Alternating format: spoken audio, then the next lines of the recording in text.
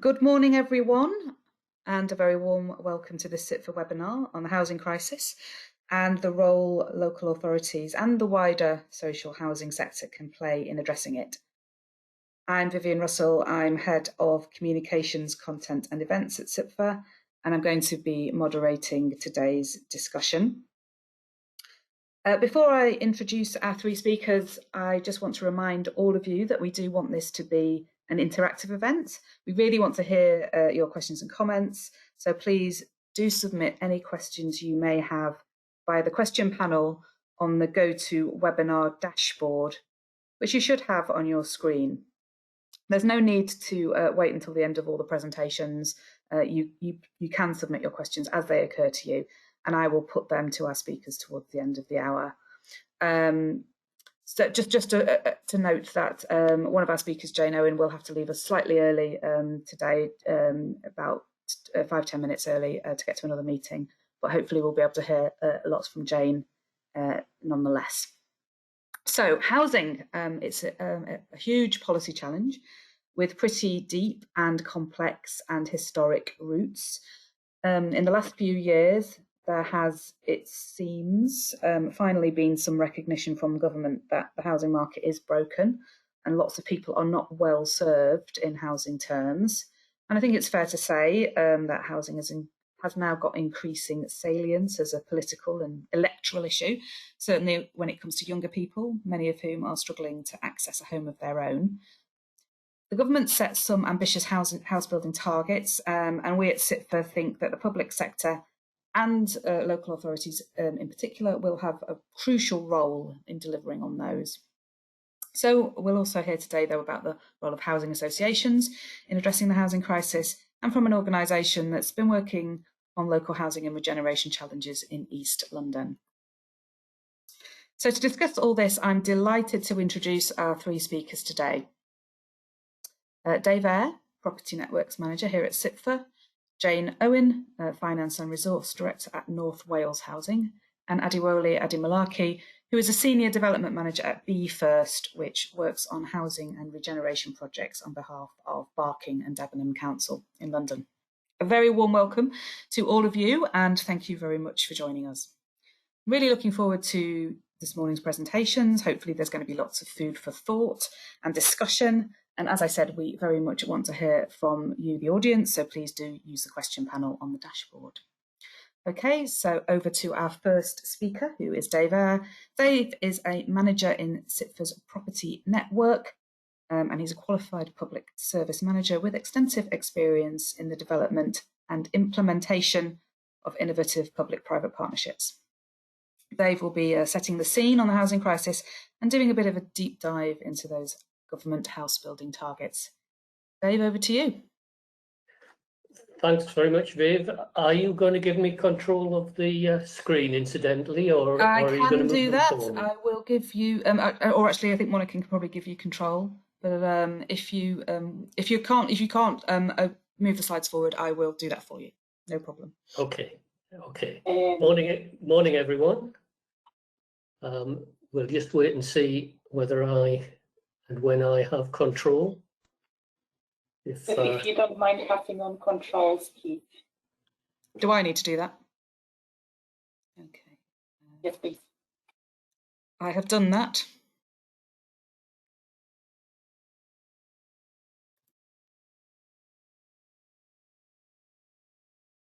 You should now have control, Dave.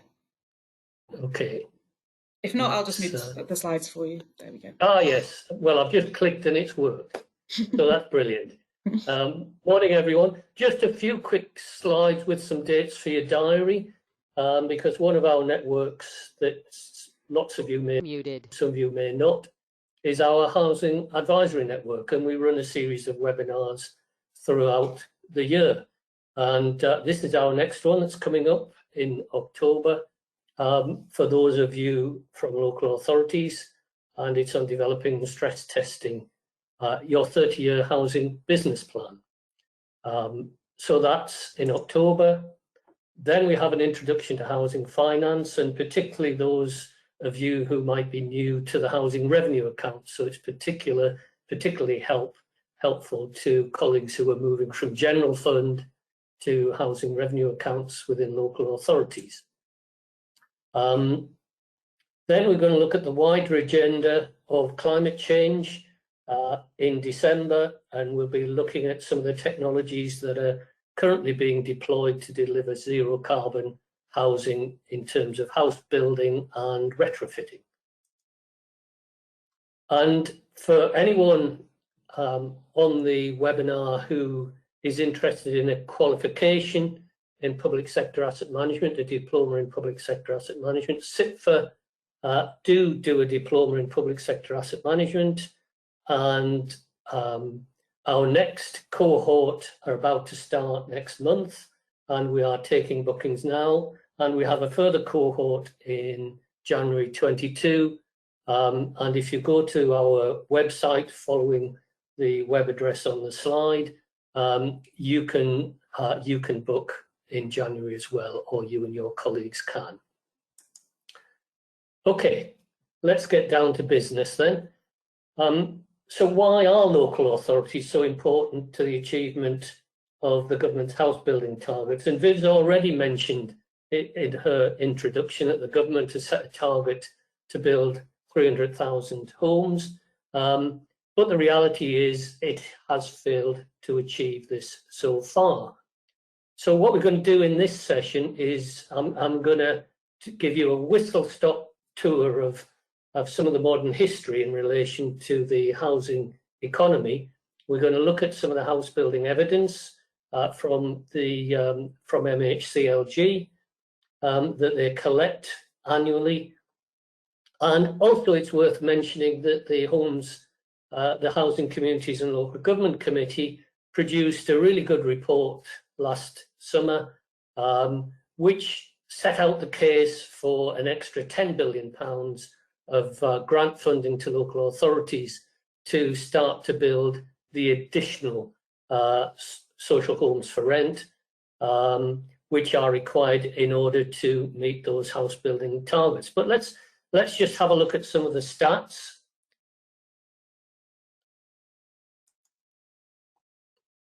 Here we go. And this is a graph of housing completions. As I said, it's from MHCLG. It's table 244 for the nerds amongst you who are into housing stats. So if you go to the MHCLG website, you can look at all this data. And this is data from the end of the Second World War.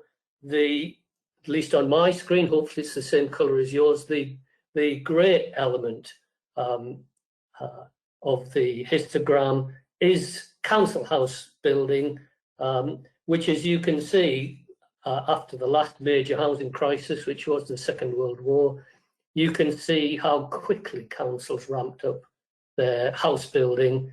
In fact, it was an incredibly heroic effort to house people after the devastation of the Second World War. And what I'm going to run through with you are just some changes, both political and economic, that have happened over the years to see that. And you can see that council house building has dwindled to something that's almost imperceptible on the graph. And we'll just explore some of the reasons why that is the case and why things need to change. Well, one of the triggers for the reduction in council house building was the run on the pound in 1967 and 1967 sterling crisis. So although house building had increased, council house building had increased up until that point, although it had plateaued during the sort of late 50s, early 60s, it got a second wind during the mid-60s, and then we had the sterling crisis, and as a result, the investment in council housing was reduced. Then, some 10 years later, we had a further sterling crisis, And for those of you, or those of us, I should say, who were around at the time, that was when the Labour government had to go cap in hand to the IMF for some investment. And one of the conditions, as it is with many countries who go for funding from the IMF, was that we should implement a period of austerity as a condition for that funding, and housing was one of the major areas that was cut. And then another key event, another key political event, this one was the election of the Conservative government in 1979. And just as a bit of a benchmark, at this time in 1979, the balance of delivery of homes, there was just over 200,000 homes at the time.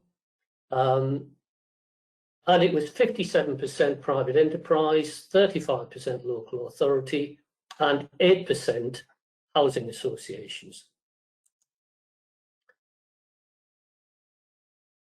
Not sure how that slide's ended up the way it is, but but the arrows at least are pointing in the right direction.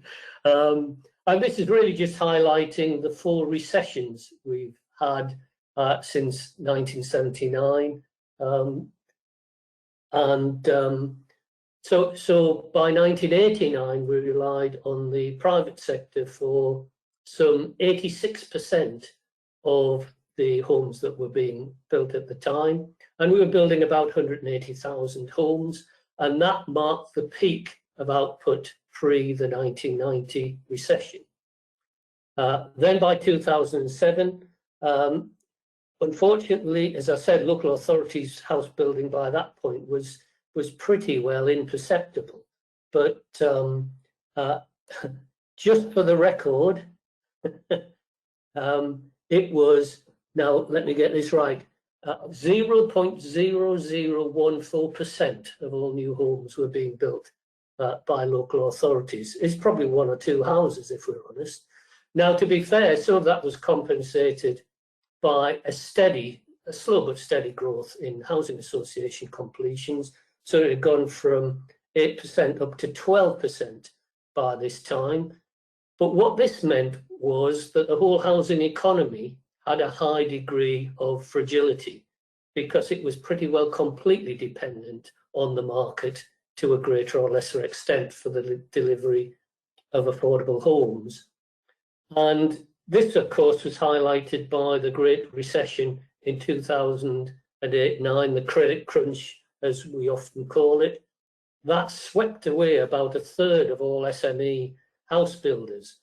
And with further consolidation since, just 10 house builders were responsible for almost 50% of all new homes built in the country by 2019.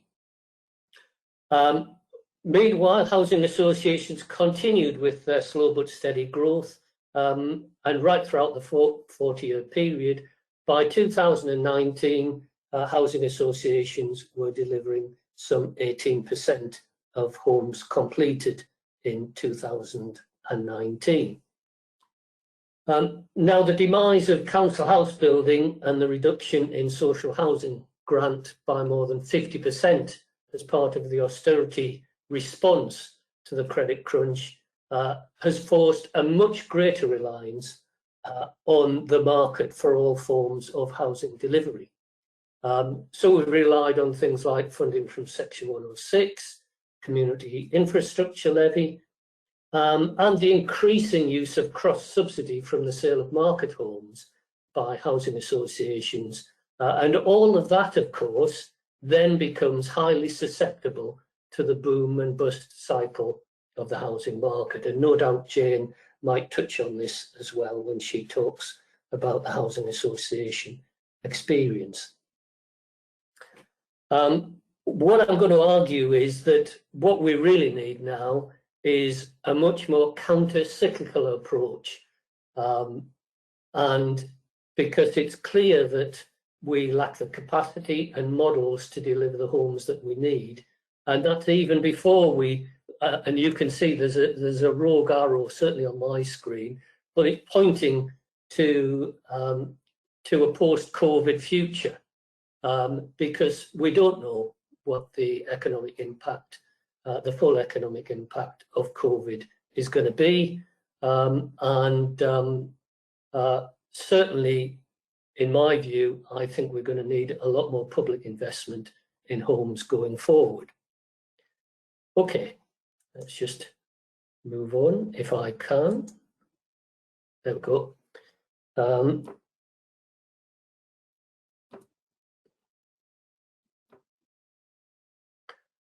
Okay, so Viv mentioned earlier that there's now a growing recognition by governments that we can't rely on the power of the market to address housing need going forward. And in a way, and in some ways, quite strangely, this was probably first publicly recognised by Theresa May's Conservative government, where she wrote, I don't know if she knew what she was signing, but she wrote in the foreword to the Housing White Paper at the time that our housing market, our broken housing market, is one of the greatest barriers to progress in Britain today. Whether buying or renting, the fact is that housing is increasingly unaffordable, particularly for ordinary working class people who are struggling to get by. And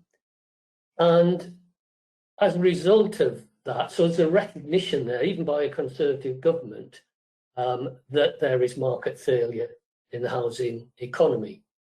And as a response, they introduced the Help to Buy scheme. There was more funding for councils through the Homeless Reduction Act.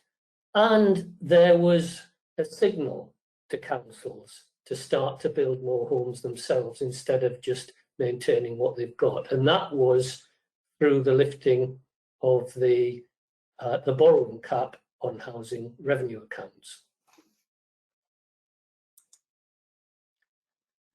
And just to bring us all up to date, what happened in the spring budget in 2021?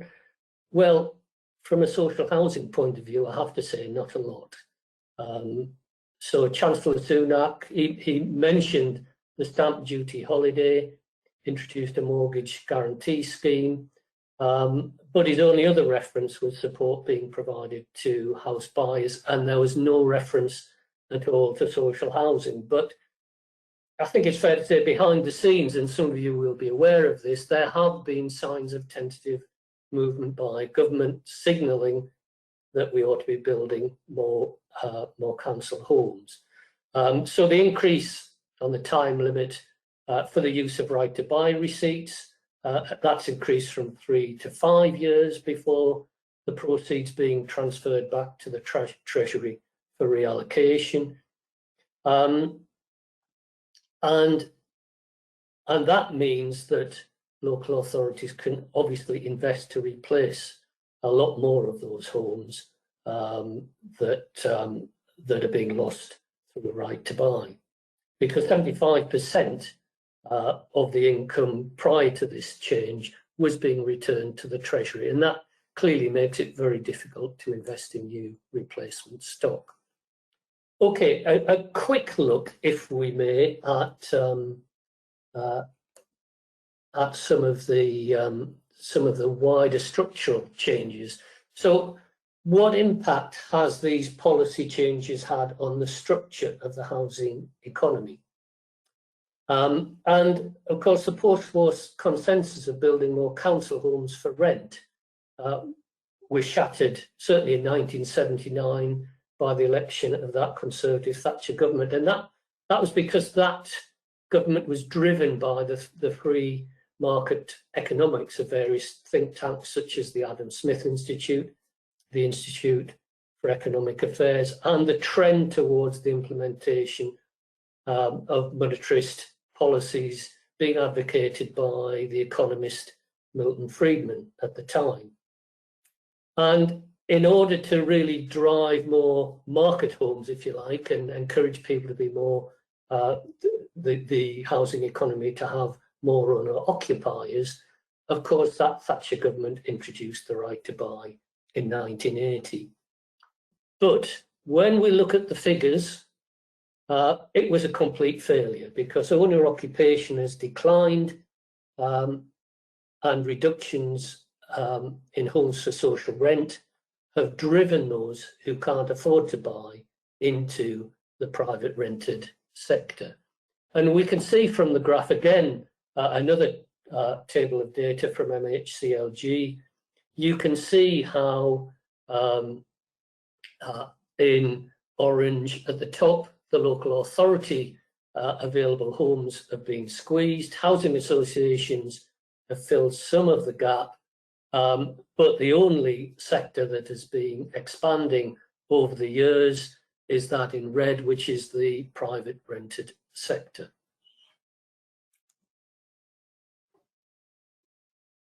Just a little bit more about why that private rented sector has grown. Well, in the late 1990s, rent controls were removed and assured short tenancies became standard. Lenders, the banks, introduced the buy-to-let mortgage, but the right to buy has been a major driver. Now, why is that? Well, when you look at the evidence, over 40% of homes bought under the right to buy are now in the private rented sector.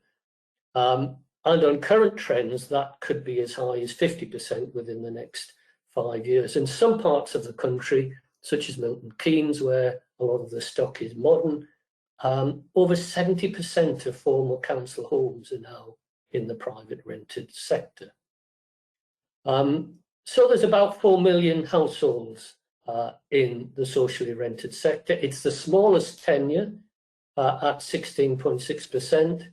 There's only 1.6 million or so tenants renting from councils and about 2.4 million from housing associations. So quite a fundamental change in the structure of the housing economy. And at last there is a growing acknowledgement from government. I'm not sure whether they've coherently looked at all of the evidence like the committee did last year, like we've quickly whipped through today, but there is a growing acknowledgement that councils are part of the solution.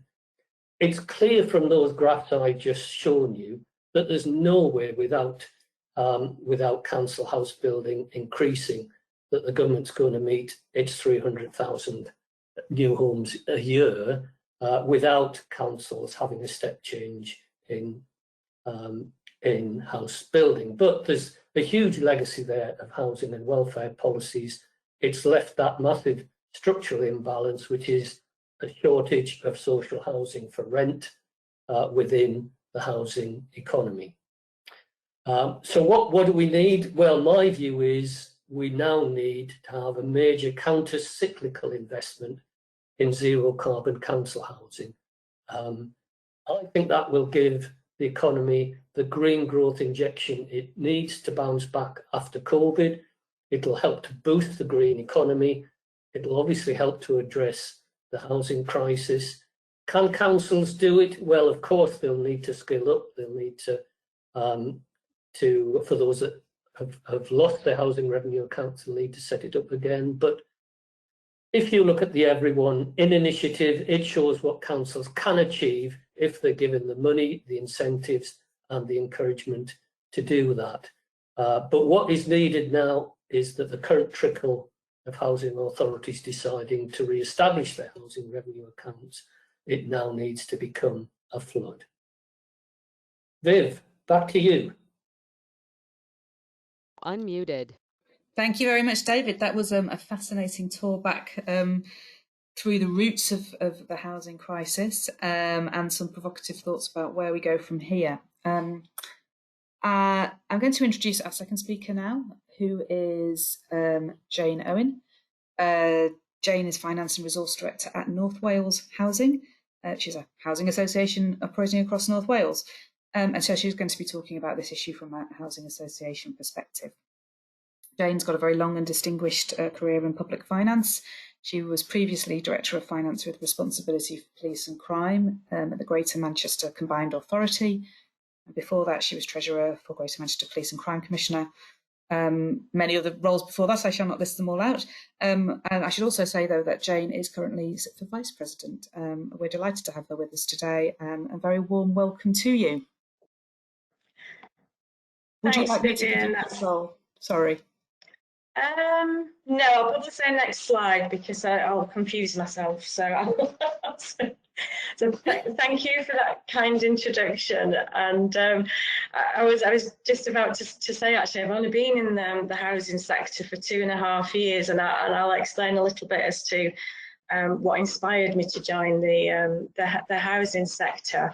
So, as you say, I've actually spent most of my career in local government, and then have worked in police, and I've had the pleasure of being a finance director working for Andy Burnham at Greater Manchester Combined Authority, and it's that role really that sort of piqued my interest and the awareness of the importance of safe and affordable housing. And Andy Burnham is absolutely fantastic at bringing partners together to look at how do we solve this crisis together, because we're not going to be able to solve it on our own. So thank you for inviting me to speak to what probably is a local authority audience, but coming from an RSL perspective. If you want to go to the next slide, Viv, what you'll see there is an Olympics sign.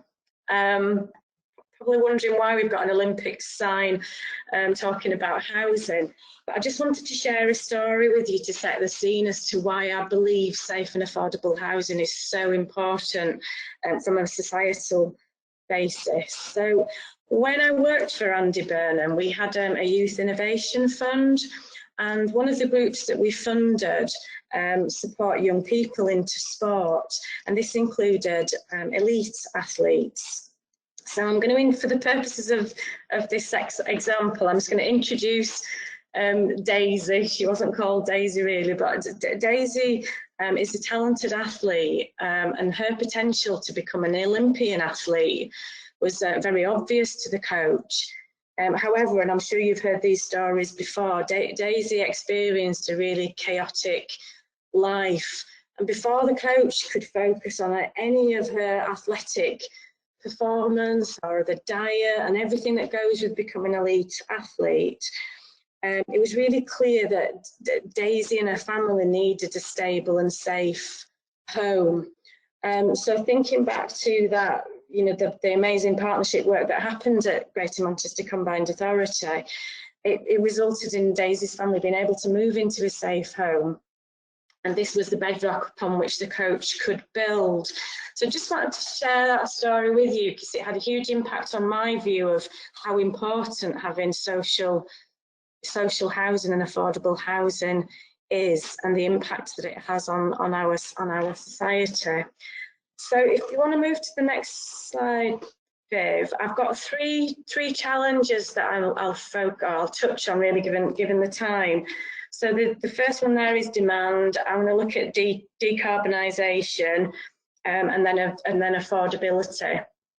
So from a demand perspective, you know, it's, as David's just said, it's no surprise to anyone, but at the moment there is more demand for than supply for housing in general, not just affordable. That's a national issue. And thinking back to my previous roles, particularly and the challenges for local authorities around for the strategic housing and planning teams, availability of land is a real critical factor to meet the increase in demand. However, there then comes coupled the challenge of local resistance to housing development areas. That's a balance there. And the second issue in terms of demand, so it's not only the land and the availability of it, is the rising of house prices as well. So this is pricing people out of the housing market despite the low interest rates. And it's the rising cost of developments and the result of Brexit and the pandemic that means there's an increase now for affordable housing. And from my perspective, our RSL, and it's similar across North Wales, more than 50% of our tenants are in work and are not claiming benefits at all. So that sort of historic view of social housing just being there for people who are accessing the welfare system is not the case.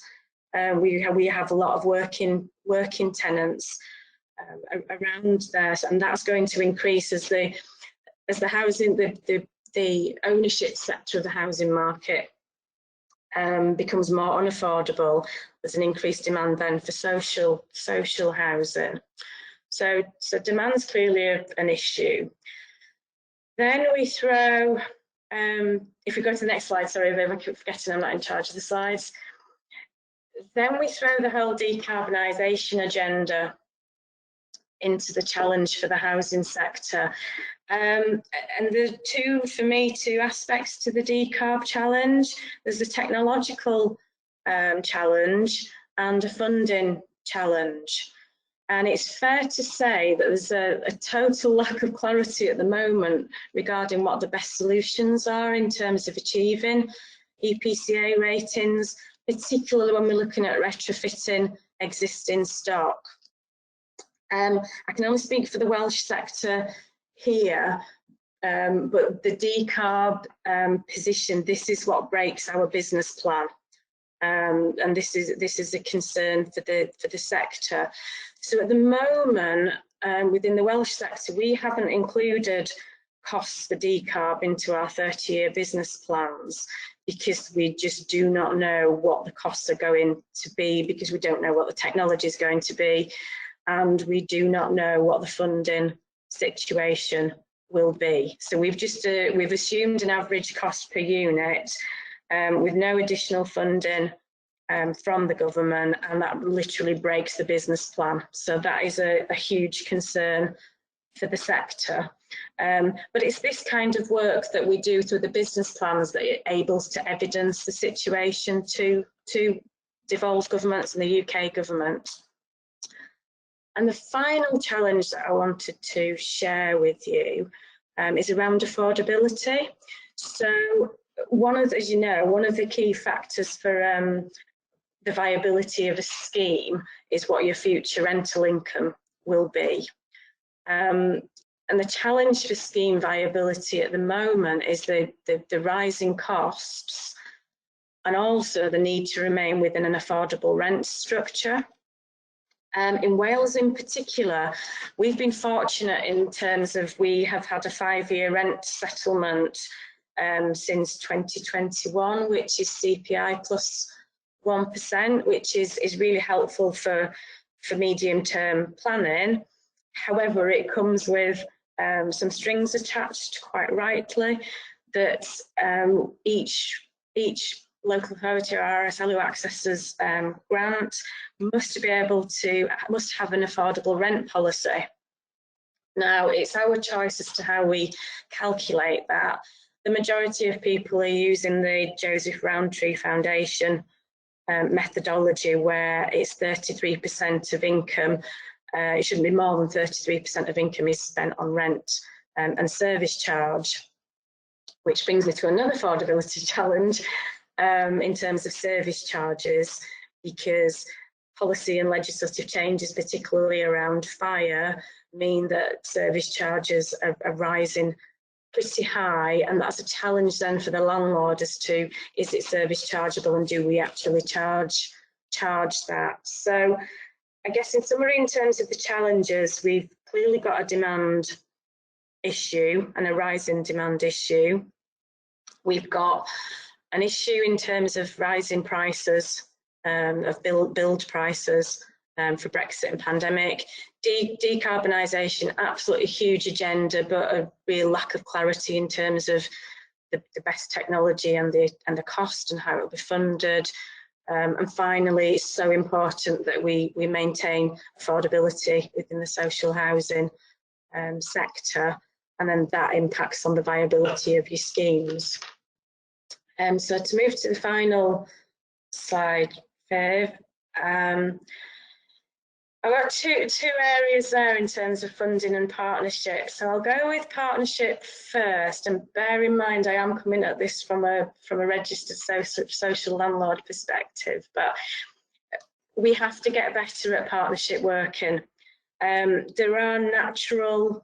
We are in natural competition when we look at between local authorities and then RSLs amongst themselves, and there's a real risk that we increase the cost of land and development because we are competing against each other. So we've got to learn to live within that competitive world whilst keeping costs down. And David, you mentioned there that we need to work with a model that works for all of us. So in Wales, we work very closely with our Community Homes Cymru, which is pretty much a lobbying group, but a sector voice. And we've worked really well with them, and the Welsh Government are clearly very focused on affordable housing. So the evidence that we've been able to provide has led to a further £50 million being put into social housing in 21-22, taking up to £250 million investment. So that's a significant chunk, and I think we've been more successful in Wales working with the Welsh Government than what's happening in England, because our average grant rate is 50%. So I know it's much lower in England, but equally it shows the power of collaboration as a sector comes together as one voice to speak about funding. So that's one area that I think we can work with. From a local authority perspective, if you are not a developing or a landlord local authority, we do need to start to work together, because as David mentioned, it's no mean feat to create the infrastructure for development teams and actually being a very good landlord. So we should work to our strengths within the sector. And the strengths, we talked about land and local authorities. It's how can we work together to make the best use of the land that's available? How do we make sure that local authorities get value for money, but equally we can use that for affordable housing? Planning and the strategic housing plans are always a challenge, but it's important that we work together so we understand the demand. There's much more demand at the moment for one-bedroomed houses, so how do we work through that collectively together? So I think, in summary, in terms of the opportunities, for me, partnership working is absolutely key. We need to learn how we work together in a trusting environment, whilst respecting the fact that we are in competition with each other. So thank you, Viv. That's everything I have to say. Unmuted. Thank you very much, Jayne. A reminder before we move on to our final speaker, just to keep sending questions in. We'll try and take some before we conclude just after midday. So our third and final speaker is Adewole Ademolake, who is a Senior Development Manager at Be First, which works on housing and regeneration projects in the London Borough of Barking and Dagenham. I think Adewole will tell you a little bit more about himself, but he's a chartered planning and development surveyor, and he's got experience in both the public and private sector, so I'm sure we'll have some powerful insights to share with us. Adewole, over to you. Thank you, Viv, and thank you all to all speakers, and thank you for inviting me today. So I think this conversation is very timely, and I'll be talking you through quite a few themes, which I hope you'll find insightful. So next slide, please. So firstly, with a lot of the images you'll see, these are a number of projects that I'm working on. But again, if you have any questions, feel free to email me and we can talk about some of my projects. But for the purposes of today's discussion, I'll tell you a bit about myself. I'll talk about supply and demand, which was discussed earlier, the unique nature of Be First, affordable housing, resistance in house building, planning policy, viability, and then I will end with some final thoughts. So a bit about myself, and as Vivian mentioned, I am a Senior Development Manager working at Be First, which is the London Borough of Barking and Dagenham's development company. I'm a chartered planning and development surveyor, and I have 8 years experience working in both the public and private sector. So I've worked for Brent Council, now working for Be First. I've worked for a number of housing associations, metropolitan to be precise, and I've worked for a house builder, which was Countryside Properties. Again, if you want to read about myself, I've got a personal blog where I talk about property development. So just following on from, if you go to the next slide, please. So following on from David's amazing presentation on the housing completions, I thought I got a lot of this information from the ONS, so I'm glad that the information is very consistent. But in short, you can see that the top one, which is all dwellings, since 1978, we have not been close to 300,000. But then if you go down into the private enterprise, you can see the private sector are delivering the majority of our homes.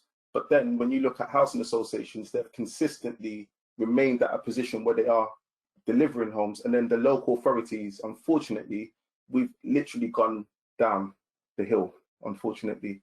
But in my opinion, I believe that the 300,000 homes target is achievable, but it will require further interventions in town planning, modern methods of construction, and understanding supply chains in more details. Local authorities generally own a lot of land and can contribute massively to help boost housing numbers. In my opinion, the cumulative impact of not delivering 300,000 homes a year on a yearly basis will have an impact on unsustainable rental and property values, therefore making the housing crisis worse. And that is my opinion, just based on what we've seen today. We've seen massive increases in property values as of recent, and if we don't increase our supply, it's likely to get worse. Next slide, please. So in this slide, I'm here talking about demand, and I just wanted to give some demand outputs that I've considered. So firstly, demand for housing in simplistic terms, when looking at, especially from the private sale point of view, is looking at significant increases in gross mortgage lending, housing registers from a housing association / council point of view, and increases in property values. Other factors are life expectancy in single households. Now, with the traditional ways of living changing drastically on a yearly basis, this means there are more people that are no longer living in families, and there is a greater need for housing. I believe that these factors impact demand. I was also able to establish through a dissertation I carried out about 8-9 years ago that when availability of finances decrease, rental values increase. And this, unfortunately, this goes to show that when all fails, the local authority, arguably, and housing associations are the final destination. So it's just painting a picture to say that we are completely responsible for the people that we serve in communities. The next slide, please. So just to talk to you a bit about Be First. Be First is a wholly owned subsidiary of the London Borough of Barking and Dagenham.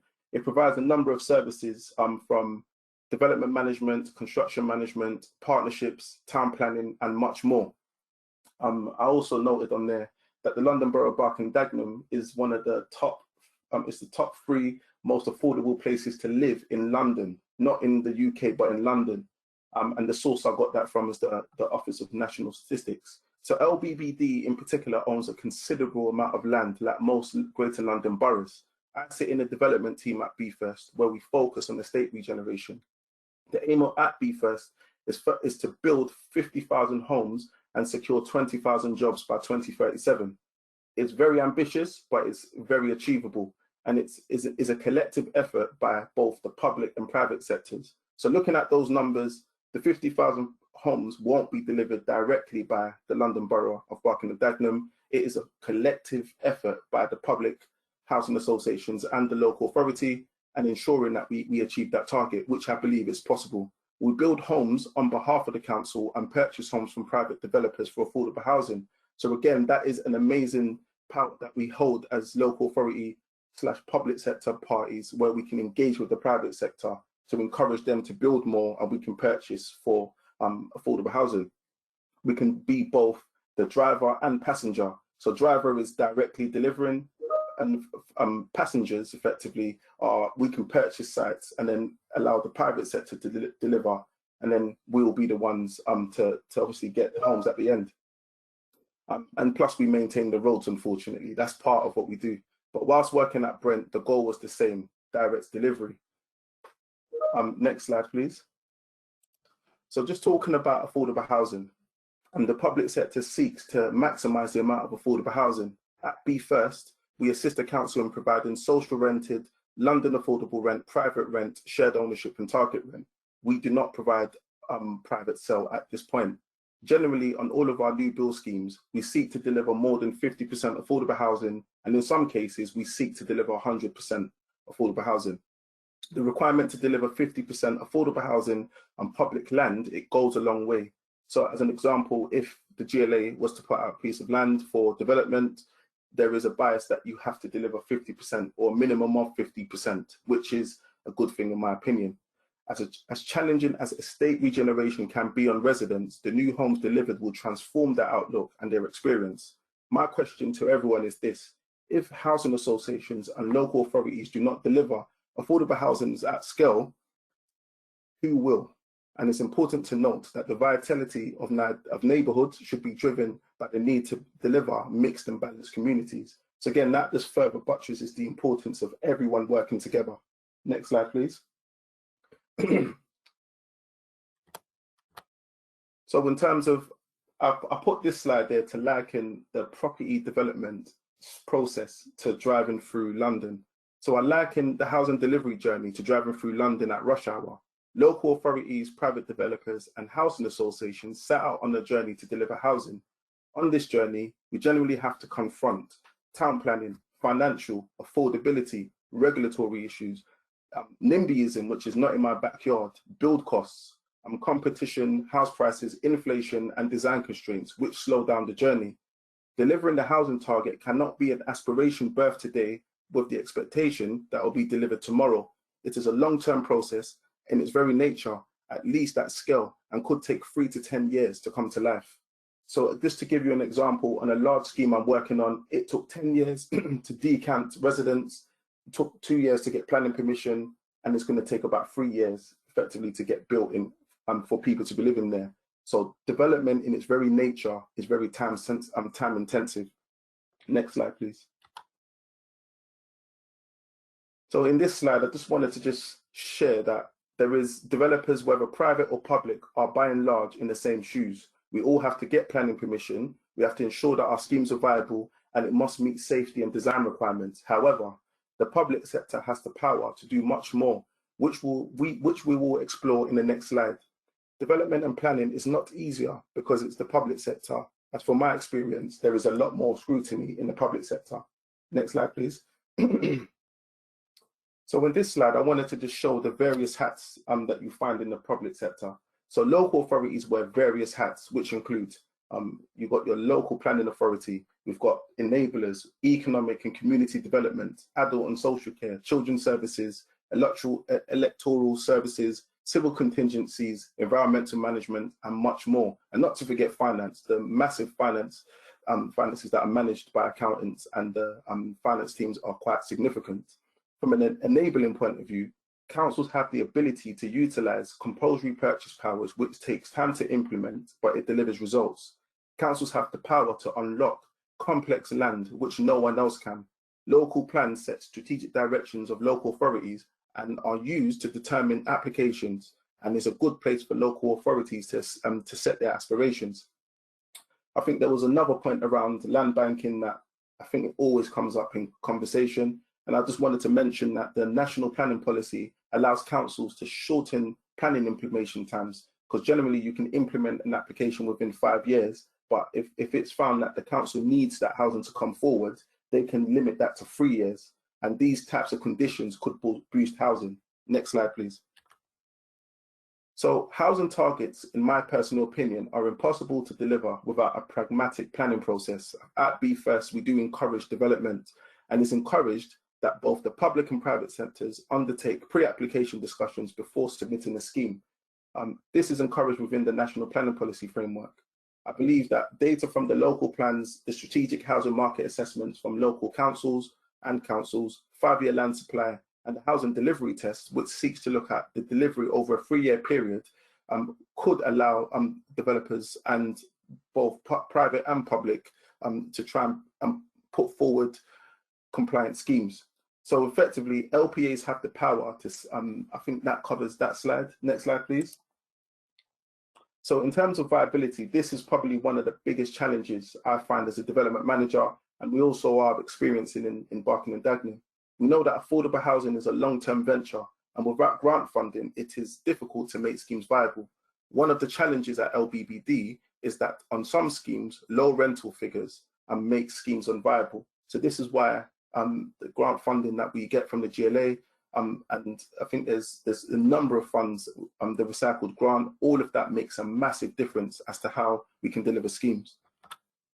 So in terms of, next slide please, in terms of my final thoughts, there are various ways that Be First are working with the London Borough of Barking and Dagenham to meet its housing targets, which will ultimately help alleviate the impacts of a housing crisis.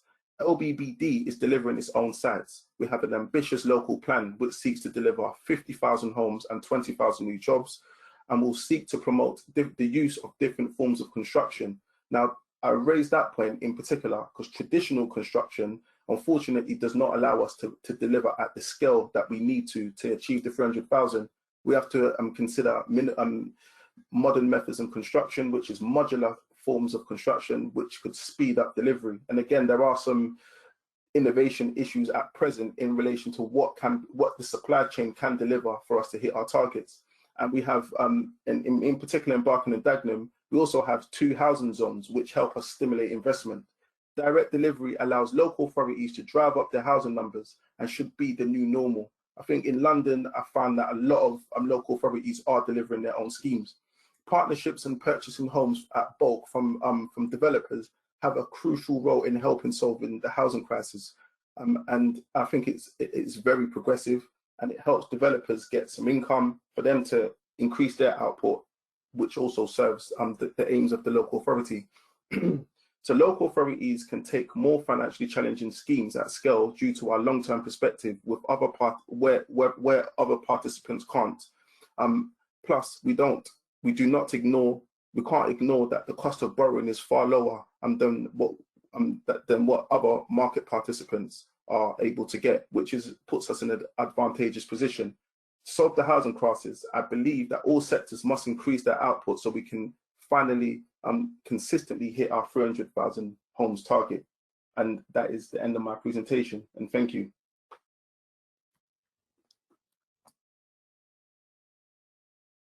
Thank you very much, Adewole. We've just haven't got very long, only about 5 minutes for questions and discussion. I think probably, Jayne, are you having to leave us now, or can you stay on for like 1 more minute?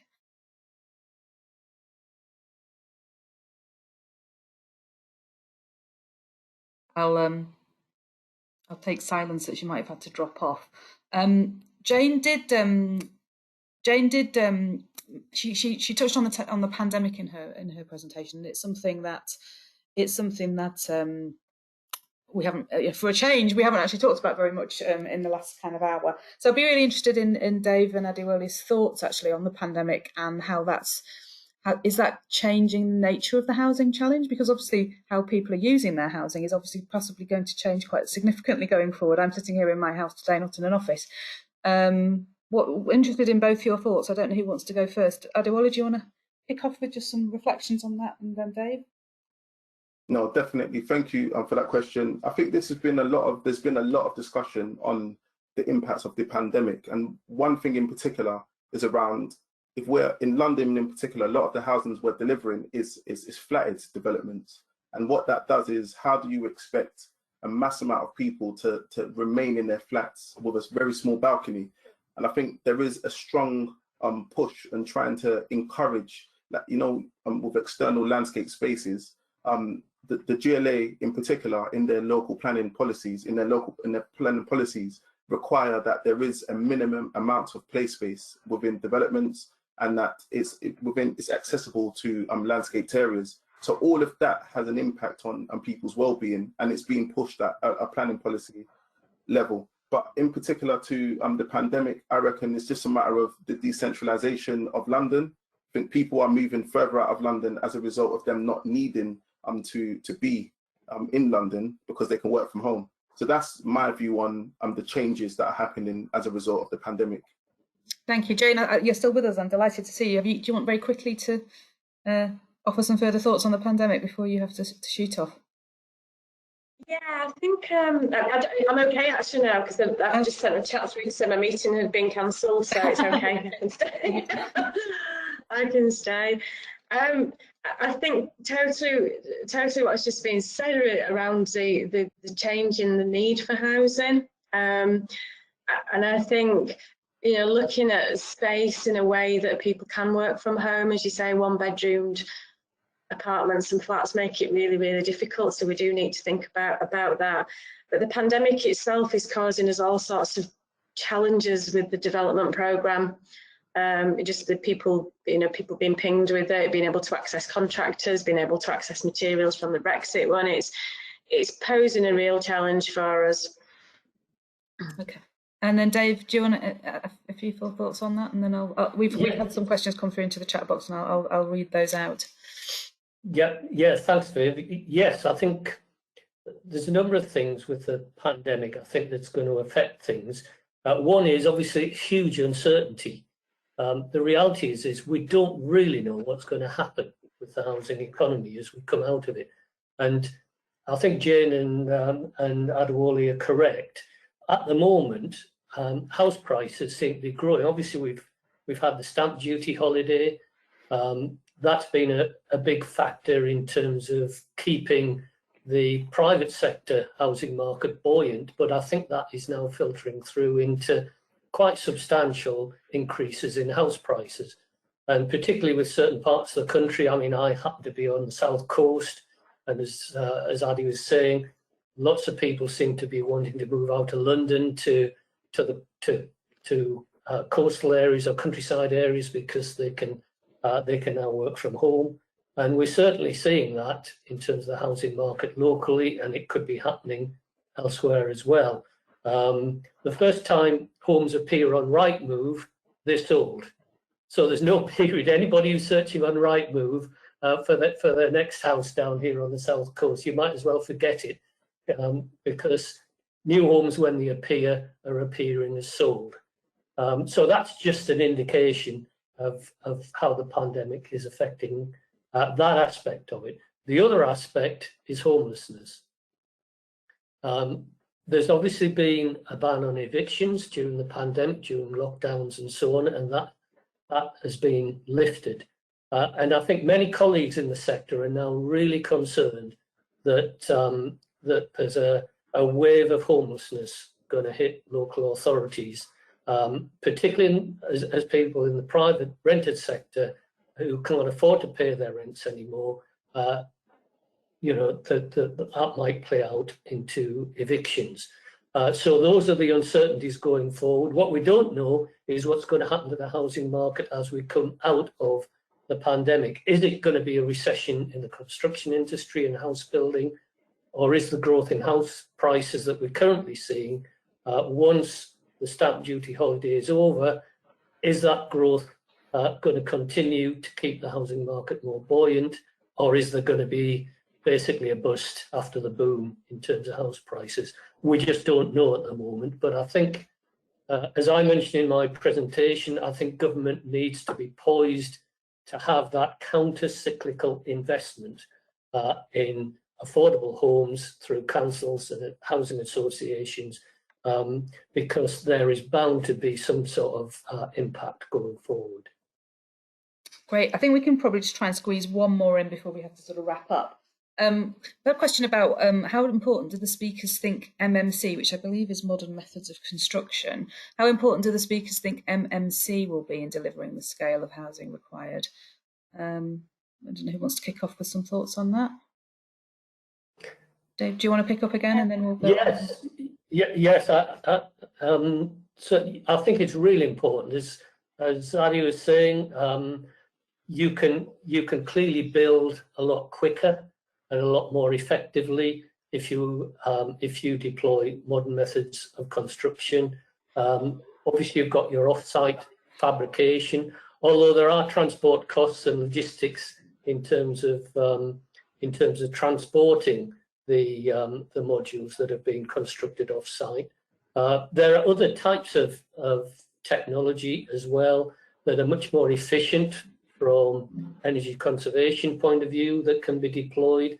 and there's quite a bit of innovation. I think the challenge is, as again Adi was saying, is to get some sort of consistent supply chain for the MMC market, because it's a bit sporadic at the moment, and I think that is constricting the growth of the sector. I think there needs to be a much greater leadership and commitment to MMC. Having said that, to be fair, Homes England are highly committed to the whole MMC agenda, so we may well see going forward a little bit more stability in that market for suppliers of the various components. Adi, any further thoughts? Yes. So I was funny. I was on site yesterday, and I was speaking to the contractors, and what we found is, I think the benefit of MMC is that it's quicker. The other benefit is that, and the quicker it is, the less interest you pay on development costs, which is a good thing, and you can get your income in from a rental point of view. But they started considering stuff like pods. I think we do kitchen pods and bathroom pods, which save a lot of time. So that means you can utilize effectively your traditional in situ concrete type construction, which generally happens for all flats, and utilize elements of MMC. And that hybrid system, based on where we are and capacity in terms of supply chain, works perfectly. But in my personal opinion, I think MMC is a silver bullet. The hotel market is driven quite specifically by the use of MMC. And in America in particular, they have a massive MMC program. So there is lessons learned that we can maybe as a country try to emulate what they're doing in America as well as Europe. But I think that MMC is something that I believe can solve quite a few of the problems. The only issue is, if you look at the top 15 MMC providers, they can't supply 300,000 homes. I rarely even think they have the capacity potentially to deliver 100,000 homes a year, because it is something that you need a lot of space. You need a lot of people need to forward pay for a lot of these houses, and I'm not sure a lot of developers will be comfortable doing that based on cash flow requirements. But in my opinion, I think there is an opportunity to maybe utilize MMC more in all of our developments. And there's a scheme I'm working on at the moment, and in this project we are looking at MMC for we're looking at it for like the structural components, and that has a massive impact. You're not pouring in situ concrete. We're looking at pod kitchens, bathrooms. We're looking at panelized facades, and all of those types of stuff. It makes a massive difference, because contractors are not spending time fiddling with things. They're just literally plunking things onto buildings, and then they can move on to more important things. But I do feel that MMC is a silver bullet. I think that there is an element of capacity building. Government probably can spend more time investing in these types of innovations. And we've seen the private sector, the likes of Legal & General, massive investment funds are pouring money into MMC. So I feel that if we can, if governments can pour into it as well, I think that could hopefully bring some massive efficiencies. Thank you. And any final thoughts, Jayne, just before we wrap up? Yeah, just to, I guess, put a little bit of a blanker on the MMC. We've still got issues with funders as to whether they'll allow us to use them for security. So there's a question mark in terms of, again, I guess back to my partnership point, isn't it? If that's the case, then funders need to be part of that partnership, and if that's the direction of travel, we need to be able to use these units for security. So that's my only concern, because you've both spoke about the benefits of it. Thank you very much. We are a little over time now, so I'm going to have to, I think, bring the webinar to a close here. Very sorry that we didn't get through all the questions and comments, but maybe we can perhaps pick up those and come back to people over email to keep the conversation going, which I think everyone would agree is a good thing to do. My thanks again to our three speakers, David Ayre, Jayne, Owen and Adewole Ademolake. Thank you very much for your time today. We are recording this webinar, so it will be available on the Sit4 YouTube channel, hopefully in the next day or two. So if you did, if you missed some of the presentations, or you'd like to go over it again, or you want to share the content with a colleague or friend, then you'll be able to do so. But on the behalf of Sit4, I just want to thank everyone who tuned in today, and to our three speakers. Thank you very much. Thank you. Thank you. See you later.